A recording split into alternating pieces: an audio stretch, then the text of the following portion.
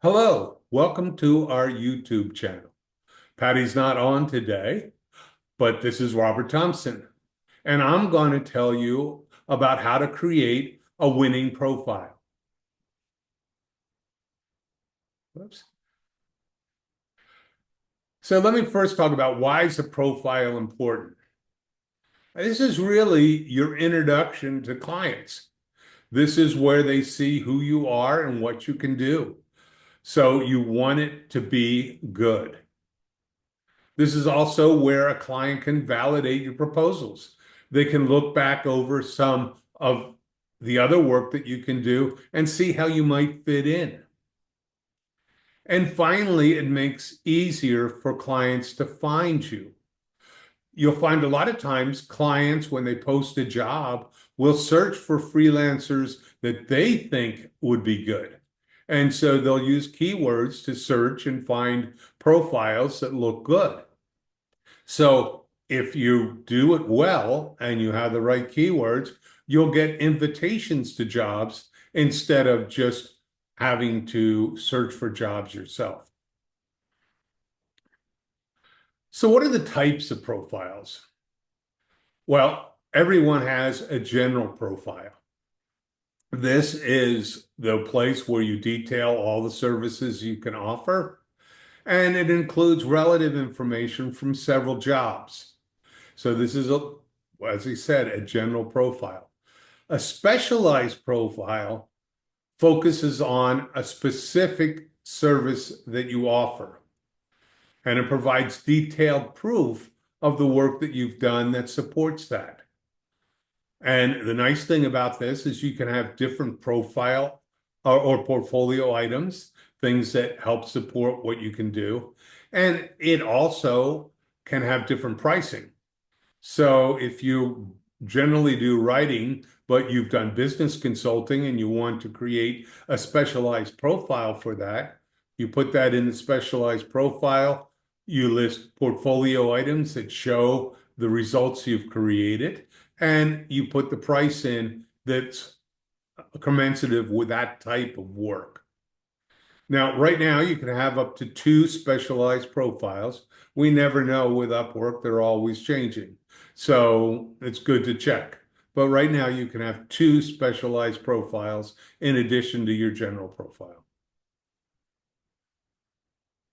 So, what are the characteristics of a good profile? First thing is that it connects with your client. You want the client to think that you and they can work well together. And one way to do this connection or create this connection is to think about them and the types of language that they use, the words that they use, and then make sure that you include that wording in your description of the services that you offer. If a client wants your service and sees their words, they're going to have a good connection with you. You also need to build trust. A lot of this is communication, so you want to have good communications.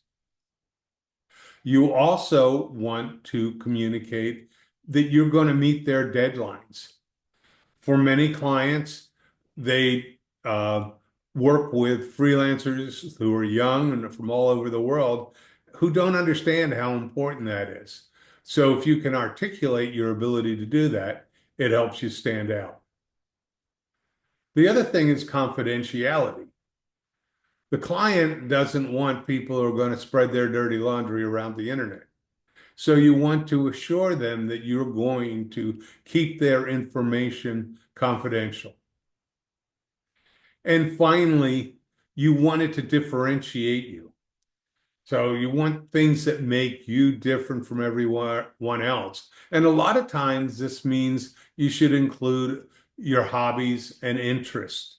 I've had some jobs I've gotten just because I listed that I was a sailor. That's one of my hobbies. So if you include those, you're more likely to stand out. So now what's in a good profile? What are the components? Well, first thing is you want to speak to the client's outcomes. So you really want to tell them how you're going to solve their problem. And a lot of times this means talking about your ability to do specific work. So this means letting them know how you're going to do the job. So you want to solve their problem and then tell them how you're going to do that. And then you want to provide some examples on how you've done that in the past. So you want to cite job experiences that are similar to the service that you're offering. And then finally, you want to tell them specifically what freelance service you're offering. You want that to be specific. You don't want to be all over the place. And you want to limit it to 2 to 4. Now, you may want to change services later on. That's fine. But at any point in time, you really only want to have 2 to 4 out there in your general profile. You want to remember to tell them how you'll deliver the final product. So this really helps them envision what they're going to get. And that really is a great way to get them to sign on to working with you. If they can see the result, they're going to say, oh, I want this person. You want to include a statement about your commitment to their satisfaction. Again, this is something that a lot of junior people don't wind up putting in. And if you are an experienced worker and know what it's like to commit to getting a job done, put that in there. And finally, you want to end with a call to action. You want to get them to sign you up now. So call to action keeps them from going and looking at other freelancers and wandering around the internet and gets them to offer you the position. So what should you avoid in your profile? One thing is making your services too broad. A lot of people think, well, if I limit my number of services or make them too specific, clients, there may be clients that I'm excluding from my potential work. Well, that sounds good, but it's not the case. Clients don't want a jack of all trades. They want to just have somebody who can solve their problem. You also don't want to include your entire work history. This is not a resume. Resume is for somebody who's going to have a career with this company.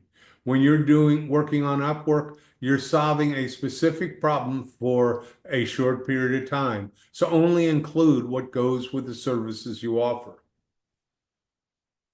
The other problem that people often fall into is making it all about you. It's easy when you start talking about yourself to get carried away and just talk about, I did this, I did that. And that's not what you want to do. You want to talk in terms of what the client is going to get because of your experience. One way to help do that is to avoid using too many I's. When you start doing I's, it's easy to get into the I did this, I did that, and it sort of sounds like you're boasting. If you talk about you will get this great write-up because I did it for this client and this client, that turns it around and gets the client thinking about what they're getting, not about you talking about yourself. So why is writing a profile so difficult? And this is one thing where people just get stuck. In the early days, went and had the 21 days course. A lot of people would get the course and they try and write a profile and they just get stuck. That's why we have coaches. And a lot of that's because most people find it difficult to write about themselves. It's difficult to see yourself from the client's perspective. So when you're writing about yourself, you don't see yourself the way a client might. And most people don't know how to market their skills. Even if you were a marketeer, marketing yourself is a little different. And again, most people are uncomfortable just selling themselves. It's sort of putting yourself out there and setting yourself up for failure.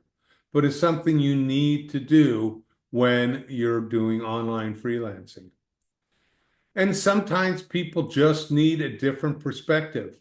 A lot of times, having someone else look at your writing or write it for you, they'll get a different view of you that comes across much better than what you do when you do it yourself. So we found most people do much better with a trained coach who can see you from the client's perspective and use a formulaic approach to sell you, and you're much more likely to be successful if you do that. So hopefully this helps you a little bit with writing a good profile. I want you to check out our next video. I'm going to talk about setting rates and how you go about doing that. And don't forget to like this video and then or share it and subscribe to our channel so you'll get notifications about new ones. And finally, have a great rest of your week.